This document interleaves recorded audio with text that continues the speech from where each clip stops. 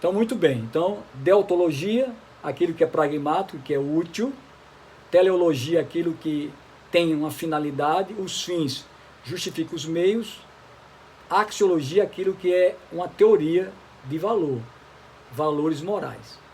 Mas a meta da ética, o objetivo da ética cristã é realizar a vontade de Deus em todas as áreas da nossa vida.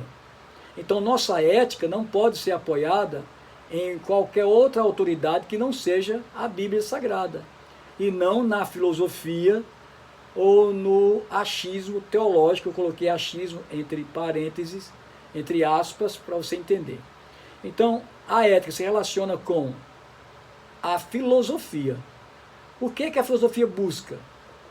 A resposta para a vida do homem.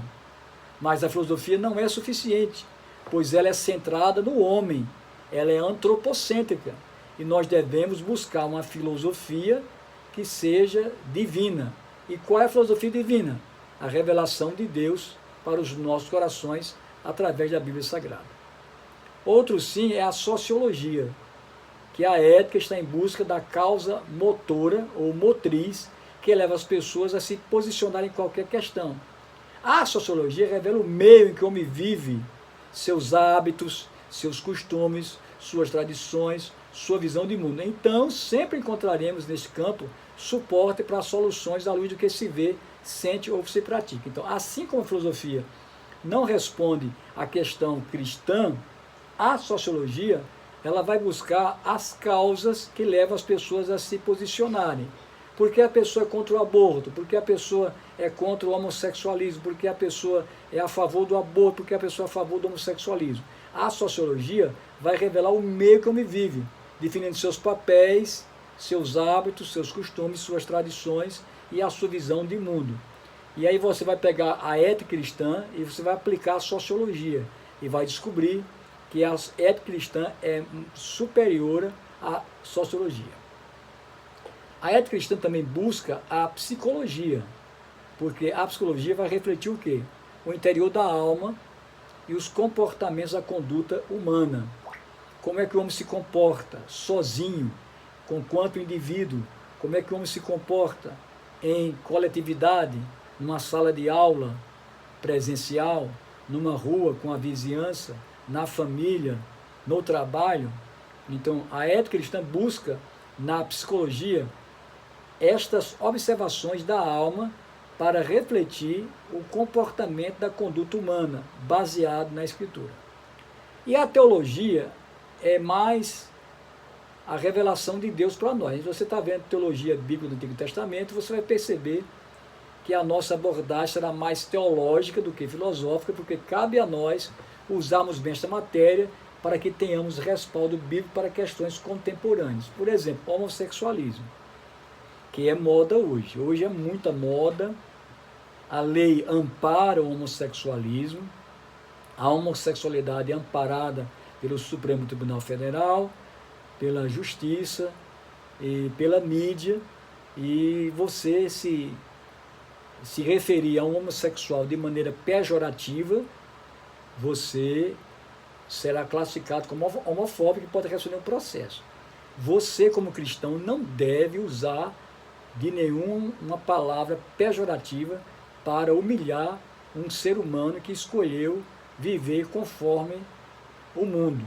Você tem que respeitar. Respeitar, contudo, todavia, porém, não é concordar. Eu já trabalhei com professores homossexuais na universidade, colegas homossexuais, nunca tive problema com eles. Sempre os respeitei e eles me respeitaram. Porque a nossa abordagem não é de atacar, a nossa abordagem é de trazer a pessoa para dentro do Evangelho. Então a nossa abordagem teológica, ela é muito mais, aliás, a nossa abordagem da ética cristã é muito mais teológica do que filosófica. E cabe a nós usarmos bem a matéria bíblica para discernir o que é certo e o que é errado. Eu temo com essa justiça brasileira que um dia nós possamos ser... pois não, Ricardo, pode falar. Pastor, me perdoe atrapalhar Aí, mas só com um complemento. Hoje, infelizmente, não precisa nem ser uma palavra pejorativa. Basta que a pessoa ela seja chamada pelo nome dela, ou seja, não aquele nome que ela classificou como nome de guerra. Por exemplo, um travesti, ele bota o nome Filomena, e o nome do cara é Manuel. Se chamar ele de Manuel, nós aqui no Brasil somos passíveis de processo. É verdade, porque o avanço da cultura woke, W-O-K-E, que se originou nos Estados Unidos, defender a ideologia de gênero, casamento homossexual, entre outras coisas. E toda essa pauta é esquerdista.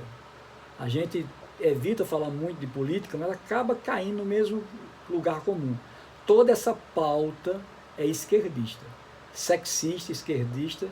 Até Israel não pode nem se defender e já estão dizendo que Israel comete genocídio. Mas ninguém lembra que Israel teve 170 pessoas sequestradas, mutiladas, mortas, vilipendiadas, violentadas, e o Israel partiu para o contra-ataque. Mas isso é outra questão. O que eu quero dizer é o seguinte, que a ética cristã vai usar a teologia para explicar o comportamento cristão da pessoa. Então a gente tem que ter muito cuidado nos nossos dias, porque nós vamos passar situações dificílimas na sociedade atual por causa dessa cultura woke, essa cultura que é contrária à palavra de Deus. Mas a gente tem que ter uma ética. E tem que ter muito cuidado, porque estamos vivendo dias difíceis no nosso meio evangélico. Lamentavelmente, igrejas evangélicas, elas crescem assustadoramente, mas elas crescem sem pé e sem cabeça.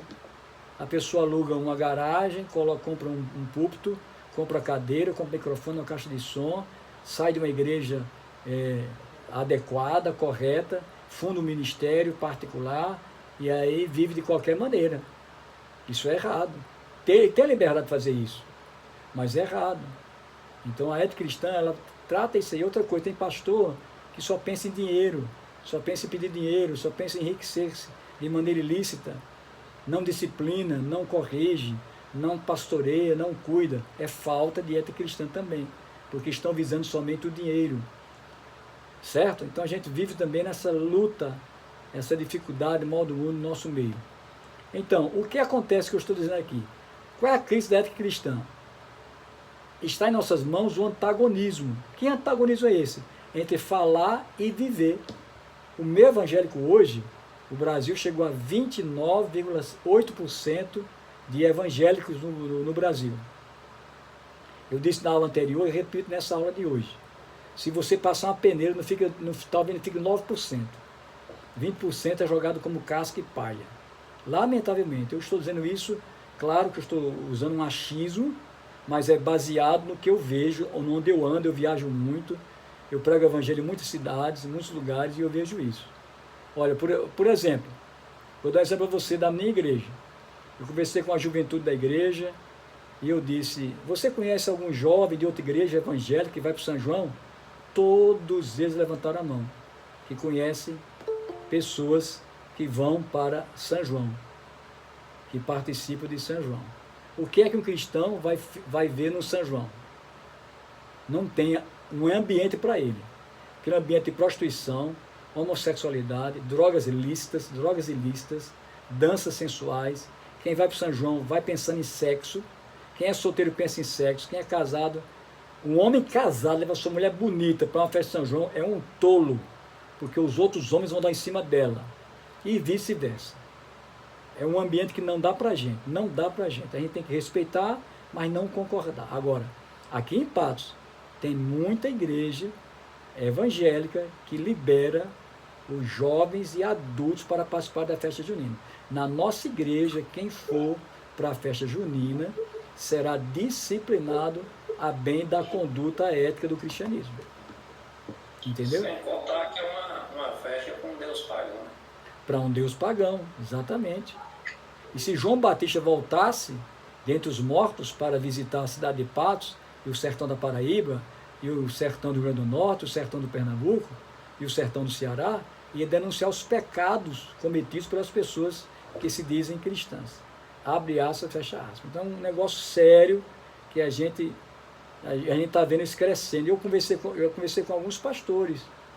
E eles dizem, rapaz, a gente tem que abrir, porque se não abrir a gente perde o dízimo, a gente perde as pessoas, então está lascado. Fecha a igreja, abre um bar, abre uma farmácia, abre uma lanchonete, mas não faça isso na igreja, não. É verdade, irmão. Eu conversei com um pastor, que eu não vou dizer o nome dele, ele disse, tem medo de perder as pessoas. Ele está pensando em si mesmo. Então, a ética cristã tem essa dificuldade. Denis, pode falar, Denis.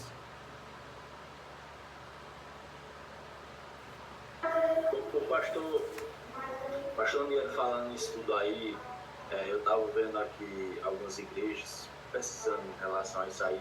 Tem alguns pastores, pastor Aniele, por incrível que pareça, que fazem essa época cultos temáticos sobre o São João. Faz cultos temáticos, faz até quadrilha, eu vi igrejas até quadrilha, eles dançarem quadrilha dentro da igreja. Para mim, isso é uma aberração nos dias de hoje, que nós estamos vivendo. Aqui em Passo tem uma igreja, que eu não vou citar o nome por uma questão ética, para não ser responsabilizado por fala indiscreta, que eles fazem forró dançando agarradinho, com músicas cristãs de forró. E tem música cristã de forró. Eles fazem uma dança agarradinho no pátio da igreja, e aí é complicado. Qual é a diferenciação? Eles chamam São João com Cristo. Eles botam São João com Cristo. Aí eu digo assim, é São João e é sem Cristo. Não é com Cristo. Porque,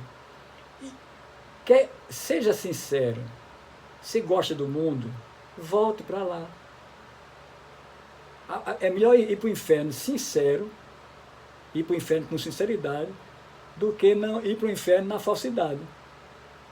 Então isso é uma ética cristã. A gente está discutindo aqui, não é tergiversando, não é saindo pela tangente, é explicando que a gente tem que voltar às origens.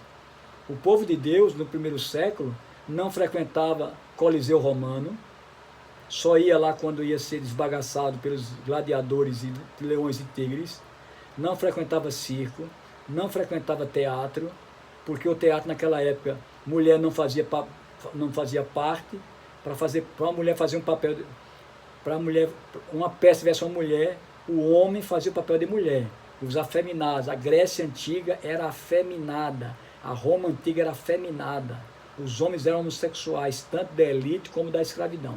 Era comum a homossexualidade na Grécia e na Roma Antiga. Então os crentes não iam para Coliseu, nem para circo, nem para teatro, nem para a adoração do imperador e sua pleiade de deuses falsos, sua miríade de deuses falsos, que era o panteão dos Zeus poderoso deles. Então a gente tem que voltar. E outra coisa que a gente tem que voltar também, a ética de comprar as coisas e pagar, a ética de pagar em dia, a ética de bom dia, boa tarde, por favor, com licença, por gentileza, você pode me ajudar. A ética de manter a palavra. Pois não, Lanús e Luciano, pode falar.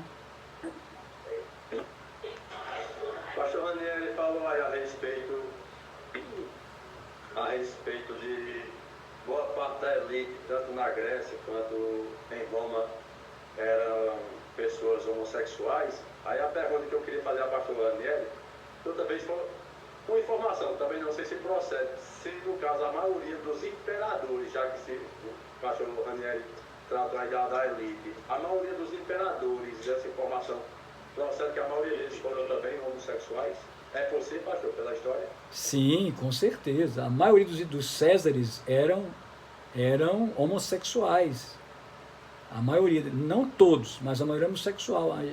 Na Grécia Antiga tinha Alexandre Magno, grande guerreiro mesmo, e ele era homossexual. Agora era um homem, entenda, eu não sei se você consegue discernir, era um homem que gostava de outro homem, mas gostava de mulher para fazer filho. Mulher era para fazer filho, casar e fazer filho, mas ele gostava de outros homens, que é errado demais. Pode falar, Denis. Pastor Ranieri, eu queria tirar uma dúvida com o senhor e com o Dr. Wagner, no assunto que ele falou em relação ao homossexual e sobre o nome original e o nome de guerra, né, que eles colocam um apelido. Pelo que eu estou vendo, assim, do meu ponto de vista, a gente está chegando num tempo que está se afunilando e está uma coisa assim tão complicada a gente estar assim, até na igreja. Eu queria perguntar qual o procedimento. Se por acaso chegar pessoal homossexual na igreja, ou um drag queen, chegar na igreja, a gente estiver lá para fazer a apresentação, qual o procedimento que a gente tem que falar? O nome de guerra ou o nome original, respaldando assim com medo de levar um processo, na verdade? Isso aí. E outra coisa, eu vi também que tem muita gente que está indo para as igrejas para quando alguém filmar, eles entrar com ação judicial contra a igreja para processar e um meio de estar tirando dinheiro. Aí minha dúvida é essa, será que eles podem usar dessa argumentação para fazer isso com a igreja? Deixa eu responder primeiro da lei de proteção de dados e o nobre advogado aqui também, o Tiago também pode responder, que é advogado também. A nossa igreja fez um formulário de lei de proteção de dados, pedindo que cada membro maior de 18 anos assinasse um termo que fotos e vídeos são aceitos, eles podem ser publicizados pelas mídias sociais. E também para as crianças entre 16 e 18 anos e abaixo de 16 anos. Então a gente está amparado. Somente 2 irmãos não assinaram. Um é policial, não quer ser visto, eu concordo com ele, e o outro, ele não gosta de aparecer. Então a mídia da igreja não filma eles 2. Pode até filmar, mas na hora de publicar tem que tirar eles 2, porque eles não assinaram. E olha, eu procure o pastor Rony. O pastor Rony foi que fez esse material. Ele é um material muito importante e você pode pegar esse modelo que a gente fez e colocar em sua igreja para todo mundo assinar, porque vai dirimir futuros processos. Ricardo, como você, a sua palavra. Bom, eu já ia pedir justamente para que o senhor tomasse a iniciativa, porque eu sei o quanto o senhor é preparado para isso, né? Principalmente na sua igreja. A gente já conversou sobre isso, o senhor é altamente preparado. Mas em relação ao recebimento dessas pessoas, veja bem a loucura da cabeça delas. Uma deputada, um homem, ele se diz deputada, foi pedir entrada nos Estados Unidos. Nos Estados Unidos, o presidente baixou um decreto de que as pessoas, para poder fazer a qualificação para entrar nos Estados Unidos, fizessem com o seu nome original. Essa deputada que ia fazer uma palestra lá simplesmente voltou, não quis. Você vê como é tão doentio, porque aí o jornalista daqui dizendo como é que ele não poderia se expressar, dizer quem ele é. Em momento nenhum, o presidente dos Estados Unidos proibiu que ele se expressasse dizendo quem ele era. É por dizer o nome que fosse. Agora, pediu para ele se qualificar, ele colocar o nome dele. Agora, imagina, um cara desse comete um ato de terrorismo nos Estados Unidos, aí vão dizer, foi Luana Belfone, Luana não sei o quê, o nome de guerra dele, quem que vai saber? Quer dizer, aqui talvez o do curral dele lá saiba, né? Mas lá nos Estados Unidos, para poder, eles vão olhar pela qualificação da pessoa, o nome, identidade, CPF, está tudo o nome da pessoa mesmo. Quer dizer, não é um impedimento de expressão.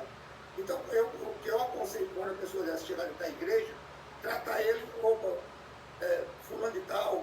Se a pessoa, eu me chamo fulano, chame fulano. Porque quem vai convencer essa pessoa é o Espírito Santo de Deus. Exatamente. Né? Trate cordialmente, tal. Agora é como o pastor bem disse, evitar todo tipo de contato, de agressividade, né? Tratar porque infelizmente são pessoas doentes. Eu não sei nem dizer que tipo de coisa. Se é demônio, se é doença, é uma coisa. Isso aqui é uma coisa terrível, né? O cara é barbudo, bigodudo, musculoso e se sentir mulher. É uma coisa. A Paraíba, o governador João Azevedo, do Partido Socialista Brasileiro, que as pessoas crentes votaram nele. Olha, um crente não pode votar em comunista, gente. Ah, porque ele fez, não pode votar. Ele fez uma lei que é obrigado o homossexual, o travesti, ter o seu nome social, ter o nome da certidão e ter o nome social. Por exemplo, José Fernandes, na certidão, e no social é Luana. Então, ele tem que chegar na UPA, qual é o seu nome? Luana. E ser tratado como Luana. Chegar no hospital, da mesma forma. Chegar no supermercado, da mesma forma. E na igreja? Para a gente não criar problema, a gente chama ele de Luana. E deixa ele entrar na igreja. Senta no banco, glória a Deus, Deus vai trabalhar com ele. E a gente que tratar com carinho, bom dia, boa tarde, boa noite, Deus abençoe, posso orar por você, sem aquela pressão. E aí com o tempo, meu irmão, se ele continuar na igreja, o Espírito Santo fala com ele, e não precisa nenhum homem dizer assim, ei, mude para ser homem, porque o Espírito Santo vai dizer, vou mudar você. Então eu penso assim, não sei se respondi, nós respondemos com certeza as questões. Agora procure o pastor Rony, que ele tem um formulário, vocês de Piancó, vocês de Teixeira, de Itapetim, de Belo dos Santos, é um formulário que a pessoa diz assim, eu, fulano de tal, identidade tal, CPF tal, nacionalidade tal, morador na rua tal, autorizo a minha imagem para ser usado pela igreja sem fins lucrativos. E assina um documento bem bacana, as criancinhas, porque toda igreja hoje faz mídia social, né? Apresentação do dia do pastor, dia das mães, dia dos pais, dia das crianças, e a gente filma e coloca no Instagram. Aí a pessoa, o que está acontecendo em São Paulo e no Rio de Janeiro? Pessoas se sentam na igreja, deixam ser filmadas, acessam o Instagram da igreja, contratam um advogado, usam devido à imagem e ganha 10 mil, 15 mil, 20 mil, porque lamentavelmente o sistema é contra o cristianismo. Então o sistema é contra a gente tem que ser mais sábio do que o sistema. Então vamos fazer um formulário aqui, se alguém se zangar e se revoltar. Por exemplo, teve um caso na Universal de um homem que teve que devolver, que a igreja foi obrigada a devolver R$1 milhão de dízimo, porque ele não foi curado, ele foi enganado pela igreja. Olha aí, e a igreja está recorrendo. Olha, a situação está ficando difícil para nós evangélicos. Agora isso é culpa, sabe de quê? De crente que vota em gente de Partido Socialista, Partido Comunista, vota nesse pessoal que não tem nada a ver com Deus. Não, mas João Azevedo, ele fez isso, ele pode ter feito o céu, um céu pintado numa parede, né? Porque o céu que ele fez foi Jesus. Ele pode pintar o céu numa parede, mas ele não tem nada com Cristo. Então eu vou botar ele aonde? Fora da política. Como? Não votando nele. E o outro que está voltando aí também, pastor, já está pedindo voto para se candidatar a deputado, a vereador, o outro, o senador, é o Ricardo Coutinho. Esse foi que fez sempre de macumba, de coisa de João Pessoa. Viu? E ele foi o primeiro a colocar lei de proteção aos transgêneros, travestis e assemelhados. Mas é luta. Então a igreja, olha, ética cristã. Ética cristã vai desenvolver, como eu ia dizendo, olha, se você não puder pagar uma conta, não faça. O crente tem que ser ético. Comprou, pagou. O crente tem que ter uma linguagem santa e irrepreensível. Tem que evitar, muitas vezes, o uso de palavrões. Tem que ser um bom pai, uma boa mãe, um bom filho, um bom subordinado, um bom líder, um bom patrão, um bom funcionário, um bom empregado. O que é um bom patrão? Aquele que paga o seu funcionário em dia. O que é um bom funcionário? Aquele que trabalha na ausência e na presença do mesmo jeito. O que a gente vê no meio evangélico hoje, as pessoas fazendo gato, crente fazendo gato em energia, crente em sítio, tirando água do São Francisco, do cano indevido, crente comprando na bodega e não pagando, porque, meu irmão, o povo do mundo vende tudo pra gente, e a gente vai pagando, eles não elogiam não. No dia que a gente farrapar com eles, desculpa a linguagem, no dia que a gente fracassar com eles vão dizer assim, olha, o pastor Ranieri da Batista de Patos, ele está me devendo. Diz ou não diz, minha gente? Diz, mas com certeza diz. Eu já passei dificuldades financeiras, eu já atrasei algumas contas e eu já sofri muito. Graças a Deus que eu não passo mais por isso, mas já passei dificuldade. Então, Ser crente é ética cristã, é ética. E como diz aqui na apostila que eu vou mandar para vocês, o Antigo Testamento, ele é ético. O Deus do Antigo Testamento é o sou que sou. É um Deus moral, que possui caráter, é um Deus que é criador, que é juiz, é um Deus eterno. E a ética protege o órfão, a viúva, o estrangeiro, o pobre, o próximo. A ética de Deus para com o homem cuidar, amar o próximo, amparar o pobre, ajudar o órfão e a viúva, ajudar o estrangeiro. Olha, uma coisa que eu fico besta aqui, eu moro aqui em Paz há 25 anos. E quando eu cheguei aqui, um supermercado da cidade tinha assim, em letras garrafais, empreendimento de patoense para patoense. Eu digo, oxe, eu venho de fora, então eu não vou comprar aí não, né? Se é de patoense para patoense, eu não vou comprar aí não. Eu entendo o que ele quer dizer. Ele quer dizer o seguinte, que é uma loja de Patos para o povo de Patos. Mas essa linguagem, a gente que chega de fora, a gente se sente mal. Era melhor ser assim, uma loja de Patos para atender todo mundo bem, pronto. Aí inclui todo mundo. O estrangeiro, o americano, o maranhense, o baiano, o paulista, o carioca. Não essa rivalidade. Parece coisa de futebol. Não, não pode ser assim não. Certo? Então, Deus tem uma ética no Velho Testamento que era para com o próximo, para com o pobre, órfão e viúvo para o estrangeiro. Jó é a explicação do sofrimento. No livro de Jó temos uma explicação para o sofrimento. Então, a gente às vezes não entende porque coisas ruins acontecem com pessoas crentes, mas acontece mesmo. Todas as coisas contribuem para o bem daqueles que amam a Deus, que são chamados segundo o seu decreto. Tudo contribui. Até as coisas ruins devemos agradecer em tudo da graça, porque esta é a vontade de Deus para conosco. Agradecer um acidente, agradecer um incidente, agradecer uma perda salarial, agradecer uma perda financeira. É difícil, mas Jesus nos leva a agradecer. Não é agradecer com alegria, dizer, Senhor, eu estou passando dificuldade, mas eu te agradeço porque o Senhor vai suprir, o Senhor vai chegar junto, na hora certa, eu vou confiar em Ti, e eu sei que o Senhor vai chegar junto. Então, é toda uma ética cristã que a gente tem que viver. E a gente vê no Evangelho de hoje um Evangelho antropocêntrico, baseado na centralidade do homem, um Evangelho de prosperidade, um Evangelho mercantilista, um Evangelho de altos cachês, cantor cobrando 20 mil, 40 mil, 50 mil. Tudo bem, se é um evento em praça pública que a prefeitura vai pagar, cobra 50 mil, cobra 60, cobra até 100. Agora, numa igreja, aí eu vou trazer um cantor para a minha igreja com uma festa, o cantor só vai se der 10 mil. Como é que eu posso dar 10 mil para ele? Se 10 mil é o que entra na igreja de dízimo e oferta, por exemplo. Como é que eu vou fazer isso? Uma vez eu trouxe o cantor Lázaro, em 2013. Na época foi barato, ele veio por 5 mil reais. Lotou a cercania da igreja. Foi uma benção.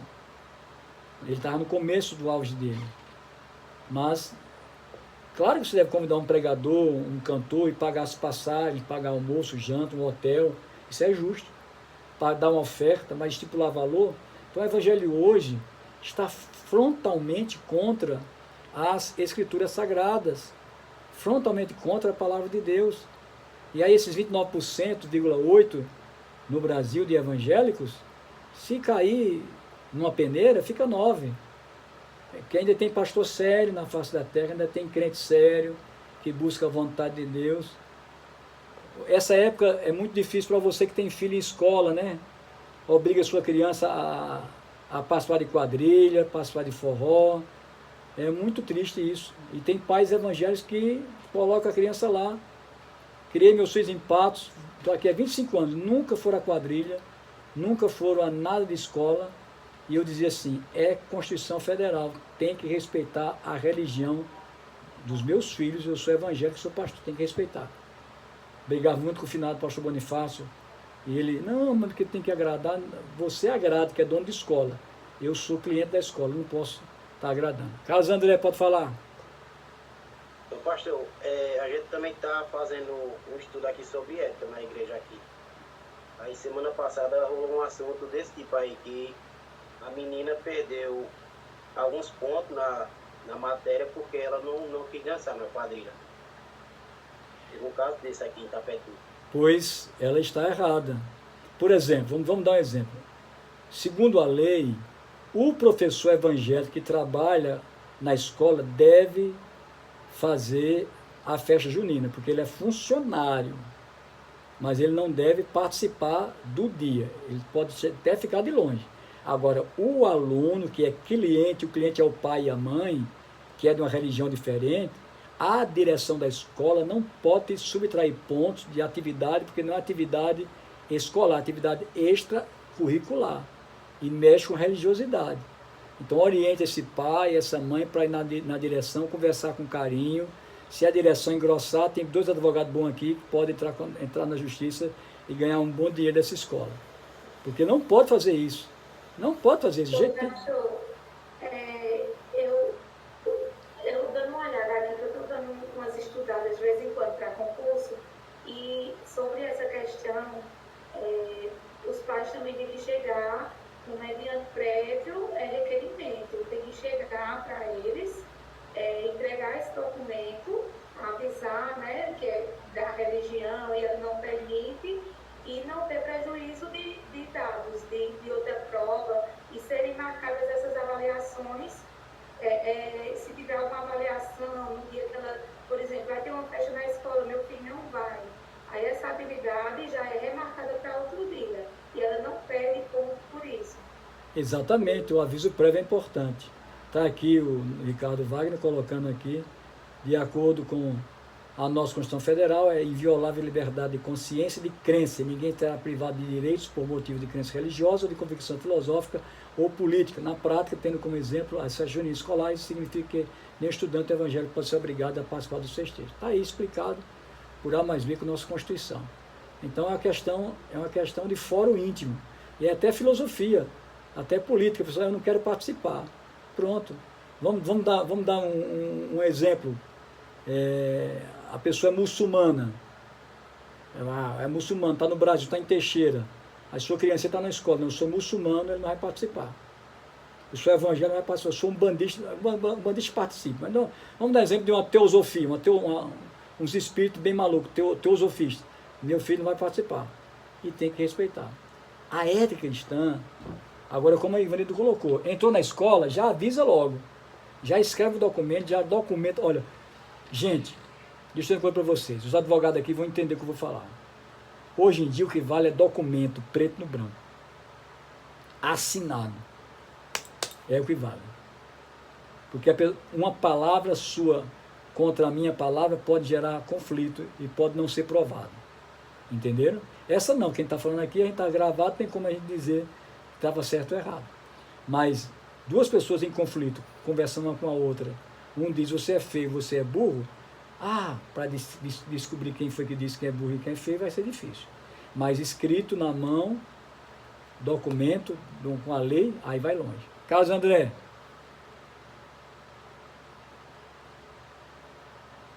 Foi Luiz que levantou a mão, pastor. Foi Luiz, foi? Diga, Luiz. E para piorar, pastor, hoje tem até a questão da inteligência artificial, né? Pode criar até uma imagem. A gente tem que ter cuidado até com isso. Pode mesmo, verdade, com certeza. Quem mais quer falar? Eu aqui, pastor, não só para endossar aí os comentários, porque quando os pais que são testemunhas de Jeová vão matricular seus filhos na escola, a primeira coisa que eles dizem, meu filho não vai para aniversário, meu filho não vai para isso ou aquilo. Muitas vezes nós crentes, vai lá, coloca o menino na escola e às vezes não sabe nem o que é que está passando, nem onde é que o menino está, mas eles fazem essa exigência na diretoria. No dia de aniversário, meu filho não vem, meu filho não canta parabéns, segundo as suas crenças. Então, eu tenho 3 anos, eu já disse, lá na escola, já às vezes a rebanha aqui é para ser peixinho de Santo Antônio, é arrecadar dinheiro para a igreja. Eu ensinei para ele, se disser, você vai responder. Não existe peixinho de Santo Antônio na Bíblia, você vai responder desse jeito. passei lá um monte de ensinando e ele aprendeu. É verdade. Vai para a quadrilha. Tem que ir, senão pensar que não, aí. Porque está lá na Bíblia, não ameis o mundo, nem o que há no mundo. Porque o mundo passa, é a sua concupiscência, mas quem faz a vontade de Deus permanece para sempre. 1 João capítulo 2, verso 15, 16, 17, está lá. Então a gente tem que ser, a ética cristã, ela normaliza a nossa convivência consigo mesmo, com o nosso semelhante, em sociedade, em grupo coletivo, em escola, e a gente só faz aquilo que a religião nossa, baseada no Velho e Novo Testamento, nos orienta. O nosso manual mais prático de vivência cristã é o Novo Testamento, que é a revelação de Deus para nós na pessoa de Jesus, nosso Senhor. Então, Jó e Salmos, ética nos cânticos, Salmos são um verdadeiro tratado, trata dos anseios da alma, do reino messiânico de Israel, do indivíduo, da riqueza, do juízo de Deus, fala sobre a ética bíblica que prevalece. Os Provérbios é um livro de ética do começo ao fim, abrange família, moral, governo, submissão, pobreza, temor a Deus, justiça, ética, trabalho honesto, fala da preguiça, prosperidade segundo a Bíblia. Gente, essa questão de prosperidade segundo a Bíblia, ela é interessante, viu? Ela é interessante. Tiago? Pastor, o senhor falou aí de Jó e eu lembrei o que é interessante quando a gente vê a história dele, que ele está lá naquela conversa entre Deus e Satanás. Deus exalta 4 características de Jó. Ele era correto, íntegro, temente a Deus e se desviava do mal. 2 delas eram espirituais. Ele era temente a Deus e se desviava do mal. 2 eram éticas. Ele era correto e íntegro. Para a gente ver a importância que tem a ética. A ética é perfeita. A ética divina é perfeita. Você abrangeu muito bem a questão de Jó. Que Jó vai viver segundo a ética, e ele, embora ferido, cheio de pus e mal cheiroso, não amaldiçoou a Deus e não amaldiçoou o semelhante. Ele queria não ter nascido, porque a dor era grande, o sofrimento era grande, mas ele deu glória a Deus e disse à mulher dele: tu falas como as loucas. Porque, gente, falta-nos no evangelho de hoje, vivido no Brasil, essa ética bíblica. Mas sabe o que acontece? Os pregadores não pregam a Bíblia, não todos. Tem ainda 7.000 joelhos que não se dobraram diante de Baal. Se você pegar o Novo Testamento e o Velho e abrir a Bíblia e começar a dizer assim diz o Senhor, o povo vai ter 2 reações. Vão sair da igreja com raiva ou vão ficar. 2 reações. Ou sai ou fica. Quem ficou é de Deus, quem saiu é do diabo. Pronto, está resolvido. Eu penso assim. Vou fazer uma quadrilha para segurar jovem. O que segura jovem é a palavra de Deus. Vou fazer uma bebida, um quentão, meu nome é aquela bebida, suco de uva e cachaça, meu nome, coquetel. Fazer um coquetel para segurar os casais. O que segura casal na igreja é Bíblia. Vou fazer, nada disso segura ninguém. O que segura é Bíblia. E a ética do Novo Testamento, vocês fizeram o trabalho ou vão fazer, está lá no Sermão do Monte, ok? Eclesiastes, temor a Deus, vaidade de vaidades, que é uma vida sem normas éticas, o vazio, a sabedoria questionada, bem como riqueza, prazer, a fé, é uma ética reflexiva. Daí, ela supera a ética teológica, ela demonstra a superioridade teológica sobre a ética filosófica. E os profetas denunciavam a corrupção, a prostituição, denunciava o roubo, denunciava a infidelidade do homem para com Deus, denunciava a injustiça, denunciava as más obras e fazia valer a palavra de Deus. E no Novo Testamento, você vai fazer o trabalho e você vai se inteirar direitinho. Eu vou mandar um material para vocês, 3 materiais de ética, que eu não mandei no grupo, certo? Eu vou encerrar um pouquinho mais cedo, porque tem reunião. Hoje não tem teologia bíblica, vou explicar por quê. Eu expliquei no início, não tinha todo mundo. Eu estou fazendo uma pós-graduação online pela Faculdade Internacional Cidade Viva, lá de João Pessoa, e vai ter uma reunião hoje, online, para a gente explicar como é que é feita a avaliação. E por isso que vai ser de 8 horas, eu vou gravar a aula de teologia bíblica quando terminar a reunião e coloco no grupo. Essa daqui eu vou colocar já no grupo, porque Ramayana perdeu o bebê, temos Felipe e o Ederlândia que trabalham na terça-feira e Geonice que está de plantão lá em João Pessoa. Então essas pessoas vão assistir e vão ver o trabalho. Então, próxima aula, avaliação. Próxima aula, avaliação baseada nas 3 aulas que eu dei. Certo? Ok? Alguma dúvida? A avaliação é na hora, perguntando, né? Eu vou deixar no grupo a avaliação para vocês fazerem. Vai ser na hora não, porque você pode fazer antes. Aí no dia 24 a gente faz um compilado sobre a pós-modernidade e a gente faz uma reflexão e encerra a matéria. Ok? Mas vou colocar a avaliação no grupo, já pertinho, lá para o dia 23, dia 24, coloco no grupo lá para vocês fazerem. Ok? Amém? Ricardo, agradeça a Deus em oração a nossa aula. Senhor, nosso Deus e nosso Pai, queremos te agradecer, Senhor, por mais uma oportunidade que tu nos deste, Pai, de estarmos reunidos aqui, não somente estudando teologia, Pai, mas principalmente nos aprofundando, nos protegendo, fazendo toda uma proteção nossa a respeito da tua palavra, Pai, para que ela não seja deturpada, para que ela não seja desviada nem para a direita nem para a esquerda, Senhor, mas que seja centrada nos nossos corações, nas nossas consciências, Pai, para que cada vez mais possa despertar em nós a tua ética moral, a tua ética cristã, Pai. E é assim que agradecemos em nome de Jesus. Amém. Tenha uma boa semana em nome de Jesus. Deus abençoe.